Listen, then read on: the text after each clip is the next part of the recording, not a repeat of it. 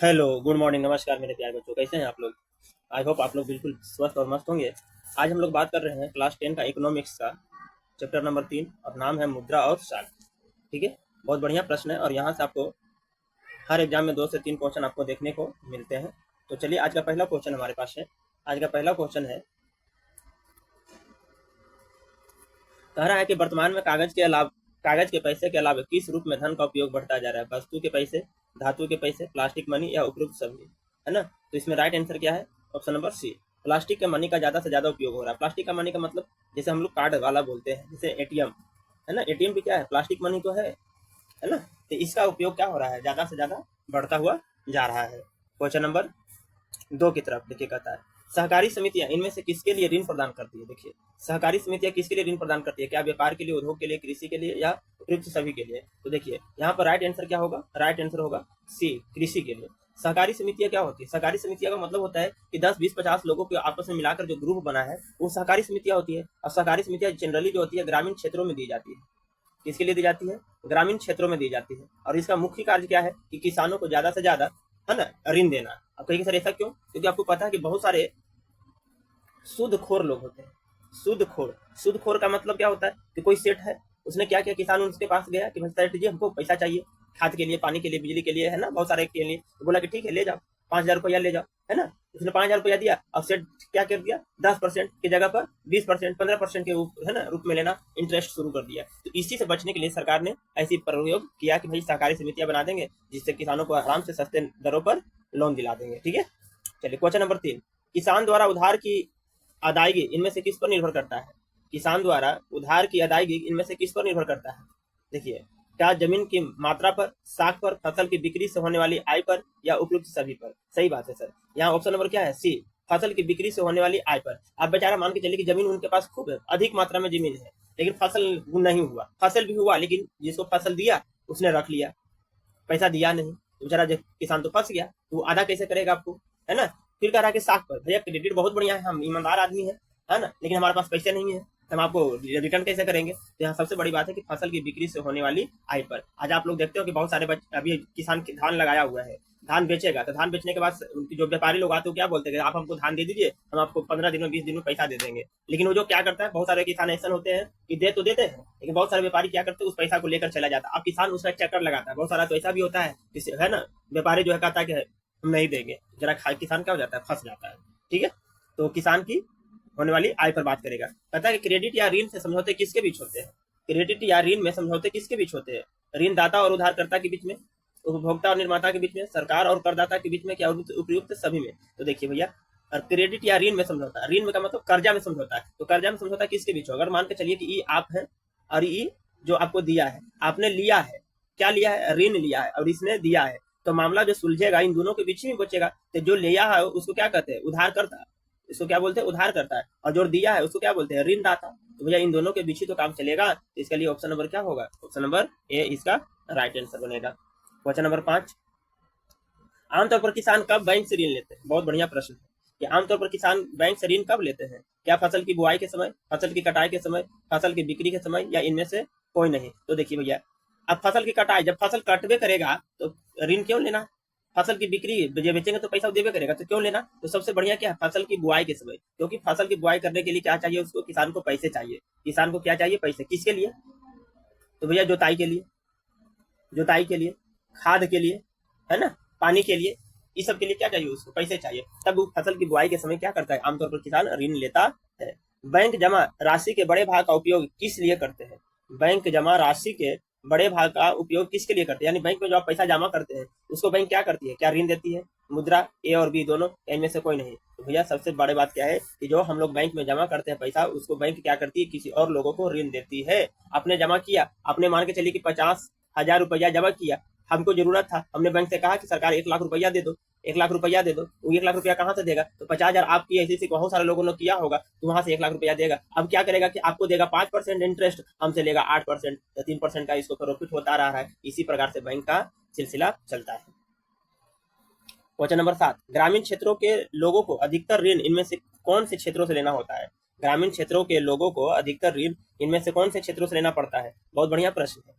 औपचारिक क्षेत्र, अनौपचारिक, दोनों, या इनमें से कोई नहीं? तो हम लोग क्या बोल रहे हैं, अनौपचारिक। अनौपचारिक का मतलब क्या हुआ, अनौपचारिक का मतलब होता है सर जी हम लोग जाते हैं सेठ जी के पास से ले लेते हैं, सूदखोर के पास से ले लेते हैं, है ना, जमींदार से ले लेते हैं, या फिर जो बड़े लोग होते हैं, बड़े लोग बोलने का मतलब जिनके पास पैसा होता है उनसे ले लेते हैं। उसमें क्या करते हैं, कुछ नहीं करते हैं, हाँ भैया आप 10,000 रुपया दे दीजिए, 5,000 रुपया दीजिए, ठीक है। अगला जो है मन बदल गया, 10,000 की जगह पर कह दिया कि आपने 1 लाख लिया था, 20,000 की जगह पर आपने कह दिया कि हम 2 लाख रुपया दिए थे।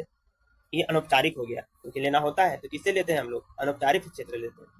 सिक्कों के प्रयोग से पहले निम्नलिखित में से कौन सी वस्तु का मुद्रा के रूप में प्रयोग किया जाता था, क्या अनाज वस्तु के, जैसे कह रहा है कि जब सिक्का नहीं होते थे, क्वाइन नहीं चलते थे, तो क्वाइन से पहले जो है ना, मुद्रा के रूप में किसका प्रयोग किया जाता था, क्या अनाज का, मकान का, खेत का या दुकान का। तो पहले क्या होता था भैया, अनाज। अनाज का मतलब अनाज के बदले अनाज होता था, अनाज के बदले अनाज दिया जाता था। जैसे समझ लीजिए, जैसे किसी व्यक्ति ने चावल बहुत बढ़िया उपजाया है, चावल हुआ है, और किसी के यहाँ दाल हो गया।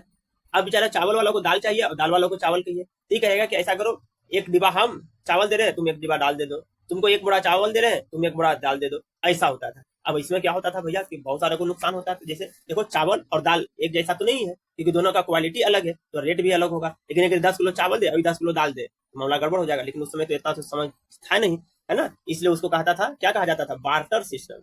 क्या बोलते थे, बार्टर सिस्टम। बार्टर सिस्टम का मतलब क्या हुआ, सामान के बदले सामान देना, अनाज के बदले अनाज देना। ठीक है, क्वेश्चन नंबर 9, विनिमय का माध्यम किससे कहा जाता है, विनिमय का माध्यम किससे कहा जाता है, विनिमय मतलब लेन देन। विनिमय का मतलब क्या होगा, विनिमय का मतलब होता है लेन देन। और लेन देन किससे में करेंगे, लेन देन आप किस में करेंगे भाई, है ना, मुद्रा में करेंगे, कर्ज में, ऋण में, साख में, नहीं भैया, लेन देन हम लोग हमेशा करेंगे मुद्रा, पैसा ले पैसा दे, पैसा ले और पैसा दे। क्वेश्चन नंबर 10, क्वेश्चन नंबर 10, किस प्रकार के ऋणों की ब्याज दर कम होती है, किस प्रकार के ऋणों की ब्याज दर कम होती है ना। देखिए, कह रहा है अनौपचारिक ऋण, औपचारिक ऋण, दोनों या इनमें से कोई नहीं। इसमें क्या बोला जा रहा है, अनौपचारिक ऋणों की ब्याज दर कम होती है। देखिए, क्वेश्चन नंबर हम लोग 10 तक पहुंच गए, है ना। जो भी हमारे मित्र भाई बंधु सखा, है ना, वीडियो को लाइक नहीं किए हैं, लाइक कर लीजिए। चैनल पर आप नए हैं, चैनल को सब्सक्राइब नहीं कर लिए हैं, प्लीज आपसे रिक्वेस्ट है कि चैनल को सब्सक्राइब कर लीजिए। लाइक और सब्सक्राइब करने में आपको कुछ जाता नहीं, लेकिन हमें अच्छा लगता है ना। तो आप जितना से ज्यादा लाइक करते हैं, ज्यादा से ज्यादा सब्सक्राइब करते हैं, तो मेरे वीडियो को यूट्यूब जो है वो क्या करता है, और लोगों के पास भेजता है, रिकमेंडेशन करता है ना। तो थोड़ा सा आप लोग से काइंडली रिक्वेस्ट है, हाथ जोड़ के विनती है, रिक्वेस्ट है कि बाबू रे, भैया रे, सोना रे, मेरा राजा है ना, आप लोग क्या कर दीजिए, थोड़ा सा इसको लाइक कर दीजिए, सब्सक्राइब कर दीजिए, अपने दोस्तों को थोड़ा सा बता दीजिए कि विक्रम सर इस प्रकार के प्रश्न पर डे लेके आ रहे हैं। ठीक है, आते हैं क्वेश्चन नंबर 11, धनी परिवारों के लिए साख का कौन सा मुख्य स्रोत है। बहुत बढ़िया प्रश्न है। धनी परिवार, धनी परिवार का मतलब जो अमीर लोग है ना, उसका मुख्य स्रोत क्या है, किसका, साख। क्या अनौपचारिक क्षेत्र, औपचारिक क्षेत्र, अनौपचारिक औपचारिक क्षेत्र दोनों, या इनमें से कोई नहीं, तो औपचारिक क्षेत्र। औपचारिक क्षेत्र का मतलब कि भैया जो धनी परिवार लोग हैं वो अपना क्या कर लेते हैं, क्रेडिट बना लेते हैं, बैंकों में, फलना में, चिलना में, जो भी है अपना, है ना, बना लेते हैं और वहां से अपना काम कर लेते हैं। कहता है 12 में कि भारत में करेंसी नोटों को कौन जारी करता है। बहुत बढ़िया, करेंसी नोट, है ना, क्या state bank, reserve bank, Punjab bank, या सभी नहीं भैया, हमारे यहाँ पैसा का लेन देन का काम कौन करता है, रिजर्व बैंक। और रिजर्व बैंक का मतलब क्या है, आरबीआई, है ना। और रिजर्व बैंक, आरबीआई का मुख्यालय कहाँ है, हेड क्वार्टर कहाँ है, ये भी पूछा जाएगा आपको। तो इसका हेड क्वार्टर कहाँ है, मुख्यालय कहाँ है, तो इसका मुंबई में, मुख्यालय कहाँ है, मुंबई में। आप हमको जल्दी से बताइए कि आरबीआई, जिसको हम लोग रिजर्व बैंक ऑफ इंडिया, है ना, भारतीय रिजर्व बैंक कहते हैं, इसका स्थापना कब हुआ था, इसका स्थापना कब हुआ था, जल्दी से आप कमेंट में बताइएगा। जो जो आपको छोड़ दिया जाता है प्रश्न, उसका कोशिश करिए कि चोरी करके कहीं से भी आप उसको आंसर कमेंट में डालने का प्रयास करिए। अगर आप लोग पढ़ने वाले विद्यार्थी, अगर आप वीडियो को देख रहे हैं तो, और आई होप ये सब तो पढ़ने वाले बच्चे ही देखेंगे, और अगर इतना भी आपको जानकारी नहीं है तो फिर आपको मेहनत पढ़ने की आवश्यकता है। धन के आधुनिक रूप क्या है, बहुत बढ़िया प्रश्न। धन के आधुनिक रूप क्या है, आधुनिक रूप मतलब आज के वर्तमान के दौर का, क्या मुद्रा, प्लास्टिक मनी, डिमांड डिपॉजिट, या उपयुक्त सभी। देखिए बाबू, आजकल हम लोग क्या चला रहे हैं, प्लास्टिक मनी। प्लास्टिक मनी का मतलब क्या हो गया, एटीएम, है ना, ये आधुनिक रूप है। लेकिन चूंकि ये किताब का छपा हुआ प्रिंट है, आने वाले समय में आपको हो जाएगा यूपीआई, डिजिटल पेमेंट। आजकल हम लोग किससे बढ़ रहे हैं, डिजिटल पेमेंट में बढ़ रहे हैं। डिजिटल पेमेंट का मतलब अब प्लास्टिक मनी की भी आवश्यकता नहीं है। एक बार आपने यूपीआई बना लिया, डिजिटल में बना लिया, गूगल पे बना लिया, फोन पे बना लिया, फिर आपका चल रहा है, धकाधक चलेगा, इसमें फिर कोई लेना देना नहीं है ना। इसका राइट आंसर क्या हो जाएगा, option number B. Question number 14, reserve bank किसकी तरफ से नोटों को जारी करता है। बहुत बढ़िया प्रश्न। कहता है कि भैया अभी हमने पढ़ा है कि रिजर्व बैंक जो है नोट जारी करती है, लेकिन नोट जारी करती है तो किसके तरफ से, कौन कहता है कि भाई आप जारी करो, क्या राज्य सरकार करती है, केंद्र सरकार कहती है, कंपनी कहती है, कि सभी कहती है। नहीं सर, केंद्र सरकार कहती है कि भैया इतना रुपया का नोट, इतना रुपया आप छाप दो, है ना। बहुत सारे प्रश्न आपको दिमाग में आ रहा होगा कि सर जब पैसा छपने की मशीन है तो सरकार काहे नहीं कर देता है, जिस प्रकार के राशन काहे 5-5 किलो देता है ना मशीन छापे वाला बैंक में, सॉरी पैसा छापे वाला मशीन में दे देता नहीं, लेकिन ऐसा सरकार नहीं कर सकती है, ऐसा नहीं करना चाहिए। तो काहे नहीं करना चाहिए भैया? देखिए, अगर मान के चलिए कि आपको मशीन दे दिया गया कि आप मशीन छापिए पैसा, तो खाली अगो आप ही के पास थोड़ी रहेगा, वो तो सबके पास रहेगा। हाँ, तो आप कहिएगा कि हम 1 लाख छाप लिए हैं आज, अगला कहेगा कि हम 1.5 लाख छापे, अगला कहेगा कि हम 2 लाख छापे, अगला 3 लाख, तो पता चलेगा कि पूरी दुनिया जो है काम धाम छोड़ के पूरा देश मशीन का पैसे छापने लगेगा। खेती बाड़ी कोई उपजाएगा ही नहीं, कोई फसल, है ना, या फिर कोई प्रोडक्ट उत्पादन होगा ही नहीं। और प्रोडक्ट उत्पादन को जो करेगा ओकरा पर कोई कहेगा कि हम 5 लाख देंगे, तो चाय पीने जाइएगा तो बुढ़ा में पैसा लेकर जाइए, ट्रक में पैसा लेकर जाइए, है ना, तो इसीलिए मशीन नहीं दिया जा सकता है। भारत में मुद्रा जारी कौन करता है? बहुत बढ़िया प्रश्न है। क्या वाणिज्यिक बैंक के द्वारा, क्षेत्रीय ग्रामीण बैंकों द्वारा, राष्ट्रीयकृत बैंकों द्वारा, या भारतीय रिजर्व बैंक के द्वारा? तो देखिए, अभी तुरंत हम लोग बात किए थे आरबीआई के द्वारा, इसी को रिजर्व बैंक ऑफ इंडिया कहते हैं और इसी का नाम है भारतीय रिजर्व बैंक। चलो, कहता है कि चेक कहाँ से बनवाए जाते हैं? चेक का नाम सब कुछ सुना होगा। क्या कंपनी से, बैंकों से, सरकार से, या सभी से? भैया चेक कहाँ बनेगा? चेक आपको अपने बैंक से बनेगा, चेक आपको बैंक से बनेगा। हाँ, इसके लिए आपको कम से कम क्या कहते हैं, चेक के लिए आपको जनरल अकाउंट होना चाहिए।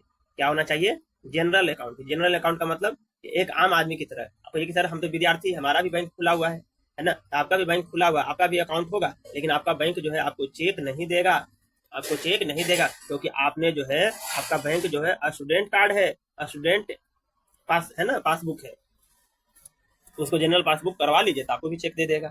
क्वेश्चन नंबर 17, नगद की बजाय भुगतान का अन्य साधन क्या है ना, नगद नहीं देना चाहते तो आप किस रूप में दीजिएगा? ड्राफ्ट के रूप में, चेक के रूप में, पे ऑर्डर के रूप में, या इनमें से सभी? बिल्कुल इनमें से सभी राइट आंसर है भैया। आप उसको ड्राफ्ट दे दीजिए।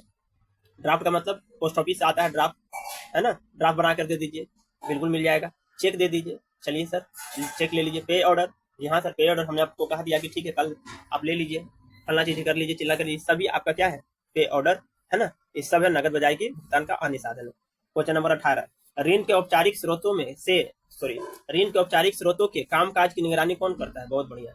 ऋण के औपचारिक स्रोतों से के कामकाज की निगरानी कौन करता है? या औपचारिक जो होगा उसका निगरानी कौन करेगा? भारतीय रिजर्व बैंक, केंद्र सरकार, राज्य सरकार, या कोई नहीं? जी, इसका बिल्कुल सही बात है कि इसका कौन होगा?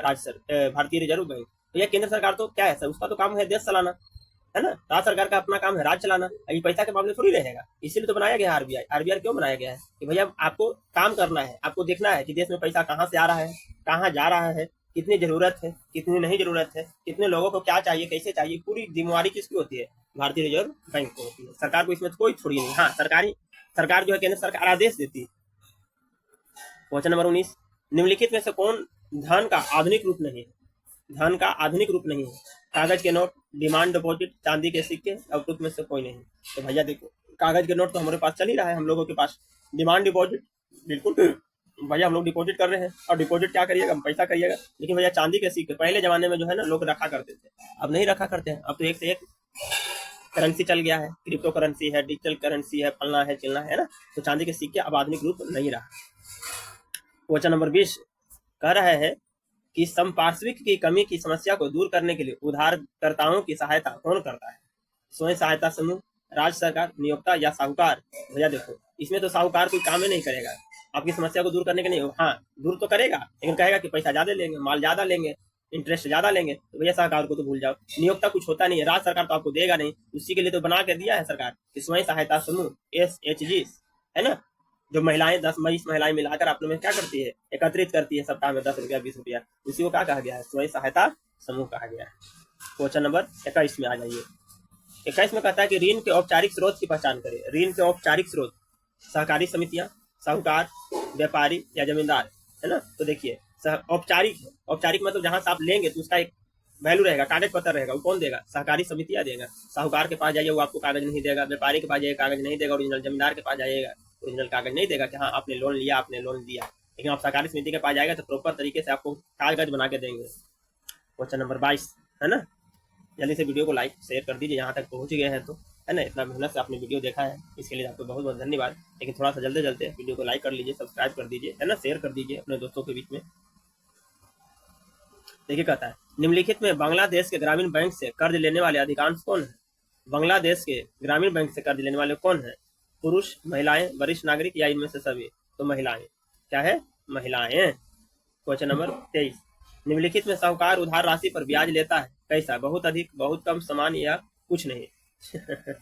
देखिए अभी तुरंत तो बात हो रहा है ना साहूकार की बात। साहूकार क्या करता है? इंटरेस्ट ज्यादा लेता है, उच्च दर लेता है ना, उच्च ब्याज लेता है, अधिक ब्याज लेता है। 24 के बाद आ जाइए, बैंक ऋण नहीं देते हैं। बैंक किसको ऋण नहीं देगा? छोटे किसानों को, हाशिए के किसानों को, उद्योगों को, तो उचित पारिश्रमिक और दस्तावेजों के बिना। सही बात है भैया। आप डॉक्यूमेंट आपका उचित नहीं है, आपका अगर डॉक्यूमेंट उचित नहीं है तो आपको सरकार क्या करेगी? देगी? नहीं देगी, है ना। इसके लिए आपके पास क्या होना चाहिए? उचित पारिश्रमिक होना चाहिए और दस्तावेज होना चाहिए, तभी तो सरकार आपको क्या करेगी? लोन देगी। क्वेश्चन नंबर 25, क्वेश्चन नंबर 25 कह रहा है कि निम्नलिखित में साख के औपचारिक साधनों में नहीं होते हैं। औपचारिक साधन में कौन नहीं होते? बैंक, सहकारी समिति या कर्मचारी, या इनमें से कोई नहीं। तो देखिए गलत है, बैंक तो होगा। जी हाँ सर, सहकारी समितियां भी होगा बिल्कुल, क्योंकि सरकारी के द्वारा दिया हुआ है। कर्मचारी नहीं होते हैं, कर्मचारी नहीं होते हैं।